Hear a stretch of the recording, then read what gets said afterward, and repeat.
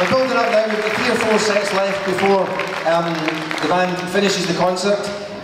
It's fair to say that before these concerts nowadays, most of the guys in the band stay off their Facebook pages for a few days because they know that I've got access to most of their Facebook pages, and most of them have stayed off Facebook for the last couple of days.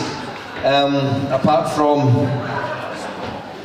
Actually, can I say something else first? I have to say that just when James Harper kind of walked onto the stage there, James and Lewis Olsen, where's Lewis? Up there. James and Lewis sat down there when the band was rehearsing this afternoon and spent about an hour and a half telling me all sorts of secrets about people that I'm supposed to give out tonight.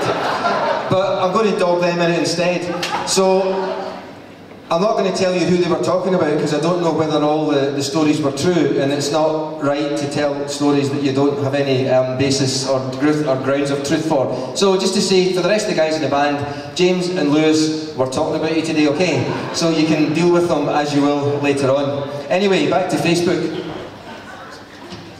I said that Emma was the first person to appear on stage all these years ago in the National Youth Pipe Band at the Royal Scottish Academy.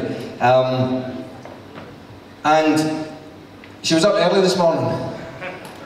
Does she know what's coming? Has she remembered? Aye. Up early this morning pressing uniforms in preparation for the gig tonight. Alistair McLaren says, uniforms plural, does that mean Simon's as well? And Emma's response is, well, I know he won't do it and I won't let him appear tonight looking like a set of tatties. So there you go. Emma making sure that the band, as well as being pipe major of the band and responsible for the music that the band plays, she's also responsible for the way they look. And then of course Simon obviously did appear later on, and he suggested that Alistair McLaren could bring his uniform over to get pressed if it needed done. And Emma's response was, Al, if you know what's good for you, you wouldn't dare. So there you go. That's just a little example of the banter that goes on in Facebook the day of a concert. And I won't embarrass anybody else anymore, maybe. Really pleased to introduce this next piece because it's one of the best things I've ever heard played on bagpipes. I first of all heard Simon Fraser University play it on a CD they released a few years ago called On Home Ground. And I heard it live for the first time in Belfast last year when Simon Fraser played a concert with Field Marshal Montgomery Pipe Band.